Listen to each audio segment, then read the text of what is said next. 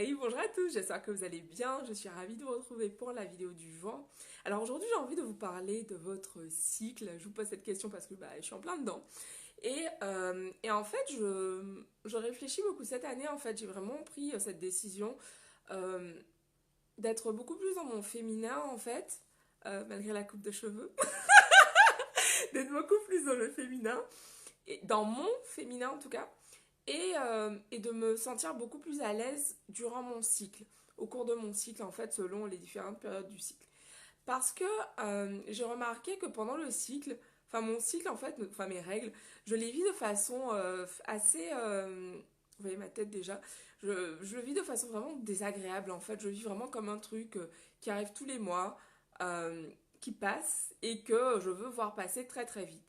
Et mon intention pour cette année, c'est vraiment de vivre ces moments-là vraiment euh, avec beaucoup plus de gratitude déjà parce que c'est c'est un signe de bonne santé, c'est un signe que tout fonctionne, en tout cas tout a l'air de fonctionner correctement pour moi.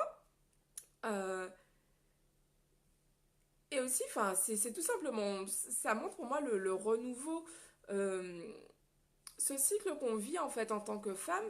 Pour moi, ça montre vraiment finalement à quel point on, ce qui me vient à quel point on porte la vie en fait, puisque tous les mois, hop, ça vient et ça part en fait. Et pour moi, je trouve ça important en tant que femme de réussir vraiment à être à l'aise en fait avec cette période de notre cycle qui est pas forcément très agréable. Euh, Notamment parce que voilà, on peut avoir énormément de douleurs. Moi, c'est vrai que maintenant, cela va beaucoup mieux depuis que je me suis fait traiter en éthiopathie notamment. Mais c'est vrai qu'avant, enfin, les règles, c'était des périodes horribles, atroces, parce que j'avais des douleurs de folie, quoi. Maintenant, ça va beaucoup mieux, mais il n'empêche que c'est vraiment pas une période agréable pour moi. Et j'ai vraiment envie, cette année, mon intention, c'est vraiment de vivre cette période de mon cycle avec beaucoup plus d'amour, avec beaucoup plus de sérénité. Et du coup, je me suis dit que j'allais faire une vidéo là-dessus parce que j'aimerais beaucoup savoir, vous, comment vous vivez ces périodes-là, comment vous vivez vos règles en fait. Est-ce que ce sont des périodes où, voilà, comme moi, vous êtes en ce moment dans ce... Ah putain, vite, vivement que ça finisse. Ou est-ce que, voilà, vous les vivez sereinement, ou est-ce que vous les accueillez, comment vous accueillez vos règles? Est-ce que vous les accueillez avec amour, par exemple? Est-ce que c'est un moment où, voilà, vous vous retirez, par exemple? Je sais qu'il y a, c'est Alexandra Villarreal-Abrego, c'est un de mes mentors que je suis depuis mes débuts en développement personnel. Elle, en fait, quand elle a ses règles, elle se retire, elle coupe avec les réseaux sociaux. Et en fait, elle va vraiment faire ce qu'on dit, se retirer dans sa tente rouge. Donc vraiment se couper du monde extérieur et se focus vraiment sur elle. Prendre du temps pour elle et prendre du temps pour être avec elle, en fait. Euh, pour l'instant, je n'en suis pas là, d'autant plus que j'ai un challenge 365 jours vidéo à faire. Mais c'est vrai que j'ai commencé à faire certaines choses, comme j'avais fait une vidéo le mois dernier, justement à la même période, où justement je vous parlais du fait que à l'approche de mes règles, je m'habille par exemple en rouge, je vais faire ma tente rouge, c'est-à-dire que je vous invite d'ailleurs à lire ce livre de Miranda Gray, Lune rouge, je ferai évidemment une revue dessus au cours du challenge. Mais en fait, ce que j'ai commencé à faire, c'est que je me suis acheté une housse de couette, des draps, des têtes d'oreiller rouges, pour vraiment me faire ma tente rouge en fait. Et j'ai remarqué, alors c'est vrai que les couleurs ont des énergies en fait, enfin, en tout cas, c'est ce que j'ai remarqué. Et en fait, à l'approche de mes règles, je me sens beaucoup plus au chaud avec cette couette rouge et ce linge de lit rouge qu'avant quand j'avais mon linge de lit clair, quoi.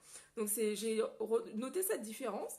Et, euh, et en fait, ouais, je sais pas, ces deux derniers cycles en tout cas, j'ai beaucoup moins souffert à l'arrivée de mes règles. Donc à voir comment ça va évoluer avec le temps. Là, c'est vraiment le début pour moi de cette je vois ça un peu comme un petit peu une quête là vers mon féminin sacré. Donc voilà, donc j'aurais aimé savoir vous comment vous vivez ça. Est-ce que vous avez des rituels que vous faites à ces moments-là. Je trouve ça important et intéressant de partager autour de cela en tant que femme parce que pendant trop longtemps ça a été tabou et là je kiffe le fait que la parole se libère à ce sujet, que je puisse être là en train de vous faire un live pour vous parler de règles, je trouve ça kiffant parce que c'est important pour moi, enfin en tout cas je pense que c'est vraiment important qu'en tant que femme on se réapproprie notre féminité et qu'on arrête de voir les règles comme un truc sale. Et c'est, pour moi, c'est tellement ancré ce truc que les règles c'est sale que du coup, bah ouais, je vis pas ça du tout comme quelque chose d'agréable parce que je me souviens quand j'étais au collège et qu'une fille avait. Qu'on voyait qu'une fille avait ses règles parce que bah voilà elle avait eu une fuite, bah tout de suite tout le monde se moquait d'elle, enfin voilà quoi, c'était le souffre-douleur, si j'ai envie de dire. Enfin, c'était vraiment la personne dont on allait se foutre pendant bah, des semaines, quoi. Parce que, bah oui, elle a une fuite, quoi. Mais bon, voilà, après, on est con quand on est gamin. Il arrive qu'on soit con quand on est gamin. Mais voilà, je trouve ça important vraiment de changer ce regard qu'on a sur cette période qui revient jusqu'à ce qu'on soit ménopausé tout au long de notre vie. Je trouve ça important vraiment de transformer ce rapport à notre féminité. Moi, je vous invite vraiment à partager avec moi et à me dire, bah voilà, comment vous vivez ça. Et moi, surtout, ce qui m'intéresse, c'est savoir bah, qu'est-ce que vous faites, comment vous vivez vos règles. Et puis, si vous avez des rituels, des choses que vous faites particulièrement à ces moments-là, partagez-les nous parce que c'est important pour moi. Il y a des traditions orales, il y a des choses qui dans certaines familles ont perduré, qui se sont perdues dans d'autres. Et je pense que c'est en recoupant comme ça la parole, euh, en échangeant entre femmes, qu'on va vraiment pouvoir se réapproprier ces mémoires et ces rituels ancestraux que les femmes faisaient avant et qui leur permettaient justement de mieux vivre leurs règles, mieux vivre leur cycle et de mieux vivre leur féminin sacré. Voilà, donc je vous embrasse, je vous dis rendez-vous demain. Comme tous les jours, je vous invite à travailler sur votre confiance en vous. Pour cela, je vous mets le lien en haut dans la vidéo sur Facebook, en bas sur YouTube pour vous inviter vraiment à, dès aujourd'hui, développer votre confiance en vous grâce aux mantras que j'ai écrits. Je vous ai créé un guide vraiment de 10 mantras qui va vous permettre dès aujourd'hui de commencer à muscler votre... C'est un peu bizarre ce que je fais, mais bon, anyway. De muscler votre confiance en vous.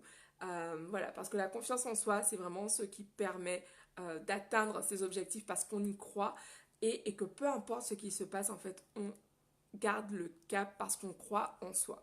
Je vous embrasse, je vous dis rendez-vous demain. Merci de me suivre et merci d'avoir regardé la vidéo alors que je parle de règles. Bon, je rigole bien entendu. Voilà, je vous embrasse, bisous à tous, à demain, ciao.